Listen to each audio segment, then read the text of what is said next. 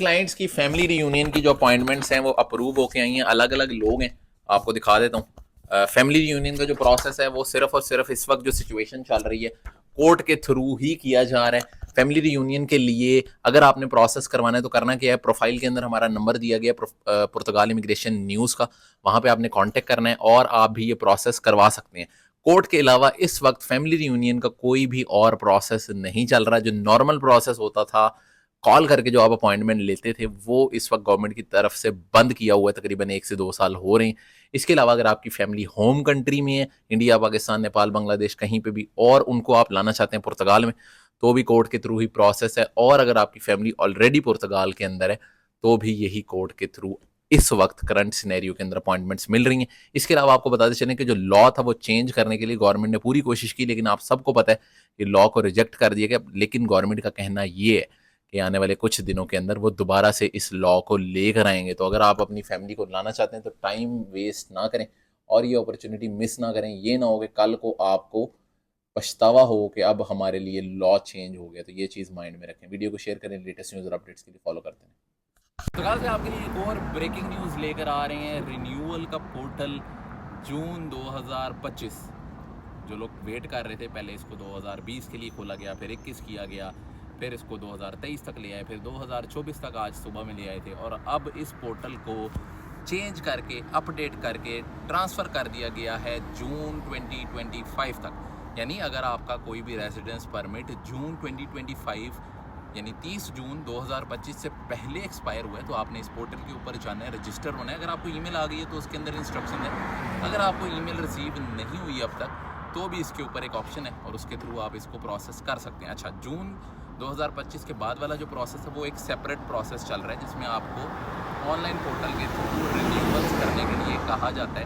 वो एक अलग प्रोसेस है जुलाई 2025 और उसके बाद वालों के लिए, और जून 2025 के लिए अब पोर्टल को मुकम्मल तौर पे अपडेट कर दिए गए और पिछले 5 साल में जितने भी लोगों के रेजिडेंस परमिट जो हैं वो एक्सपायर हुए थे वो अब इस प्रोसेस के थ्रू इसको रिन्यू करवा सकते हैं। पुर्तगाल से रिलेटेड लेटेस्ट न्यूज़ और अपडेट्स के लिए पुर्तगाल इमिग्रेशन न्यूज़ के तमाम सोशल मीडिया चैनल को फॉलो कर देना। हमारी वेबसाइट है www.portugalimmigrationnews.com। तो इमिग्रेशन लॉ जो है वो रिजेक्ट कर दिया गया है कॉन्स्टिट्यूशनल कोर्ट की तरफ से और प्रेसिडेंट ने इसको वीटो करके वापस भेज दिया पार्लियामेंट में। लेकिन इसके बाद मिनिस्टर ऑफ प्रेसिडेंसी और बाकी सारे पॉलिटिशियंस ने भी ये कहा है कि हम दोबारा इसको लेकर आएंगे। इसके साथ साथ जो शेगा पार्टी के प्रेसिडेंट हैं आंद्रे वेंतुरा, उन्होंने एक प्रोटेस्ट अरेंज कर दिया है इसके ख़िलाफ़ प्रेसिडेंशियल पैलेस जो बलाई के अंदर है, वहाँ पे शाम 6 बजे 24 तारीख को। और उनका ये कहना है कि जो प्रेसिडेंट ने ये बिल वीटो करके भेजा है, हम इसके अगेंस्ट प्रेसिडेंट का जो पैलेस है, प्रेसिडेंट का जो घर है बलाई में, बलाई पैलेस जिसको कहते हैं, वहाँ पे हम प्रोटेस्ट करेंगे इस चीज़ के ख़िलाफ़ कि उन्होंने इमिग्रेंट्स के लिए ये जो बिल था जिसमें हम ये सारे लॉस को चेंज कर रहे थे, इनको वीटो क्यों किया और इसको अप्रूव क्यों नहीं किया। और अब ये प्रोटेस्ट जो है होने जा रहा है कुछ ही दिनों के अंदर। देखते हैं क्या सिचुएशन बनती है और इससे क्या इफ़ेक्ट आता है पार्लियामेंट पे या पुर्तगाल की पॉलिटिक्स पे, आने वाले दिनों के अंदर ही पता चलेगा। लेकिन गवर्नमेंट ने ये कह दिया कि वो दोबारा से इस लॉ को ड्राफ्ट करेंगे, जो जो रिकमेंडेशंस दी गई हैं मे भी उसके अंदर कोई तब्दीली लेकर आएँ और फिर से जमा कराने की कोशिश करेंगे। और आने वाले दिनों के अंदर ये क्या नई अपडेट्स लेकर आते हैं, वो जैसे ही अपडेट्स आएंगी आप लोगों के साथ ज़रूर शेयर करेंगे। लेटेस्ट न्यूज़ और अपडेट्स के लिए फॉलो करते हैं। तो भाई का कमेंट आया, भाई पूछ रहे हैं कि पहले कार्ड पे क्या फैमिली आ सकती है। तो अभी तक बहुत सारे लोगों को कन्फ्यूजन है। ऑलरेडी जो लॉ है प्रेसिडेंट की जानिब से वीटो कर दिया गया क्योंकि कॉन्स्टिट्यूशनल कोर्ट ने कहा कि ये इसमें बहुत सारी अनकॉन्स्टिट्यूशनल चीज़ें हैं।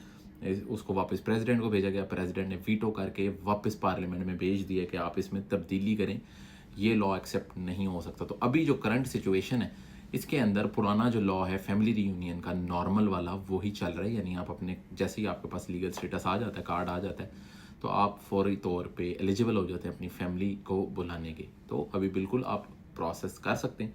अपॉइंटमेंट्स जो हैं वो ऑलरेडी सब लोगों को पता है कि क्या उसकी सूरत हाल चल रही है। अपॉइंटमेंट्स जो हैं बहुत अरसे से क्लोज्ड हैं। पर दूसरा जो रास्ता है वो ये है कि आप कोर्ट केस के थ्रू ये प्रोसेस करवा सकते हैं और इसमें तकरीबन 3 से 4 महीने, कुछ केसेस 2 महीने, कुछ केसेस 5 से 6 महीने तक भी जा रहे हैं। लेकिन एट द एंड यही एक रास्ता रहेगा जिसके थ्रू आप फैमिली रियूनियन की अपॉइंटमेंट ले सकते हैं। डेली बेसिस पे हमारे भी फैमिली रियूनियन के जो अपॉइंटमेंट्स हैं वो आ रही हैं। कुछ चेंज भी हो जाती हैं, कुछ रीस्केड्यूल भी हो जाती हैं, लेकिन यही एक रास्ता इस वक्त अवेलेबल है। पुराने लॉ के मुताबिक। इन फ्यूचर क्या हो जाए, कभी भी लॉ चेंज हो सकता है, तो उसके बारे में किसी को नहीं पता। वीडियो को शेयर करें, लेटेस्ट न्यूज़ और अपडेट्स के लिए फॉलो करते रहें।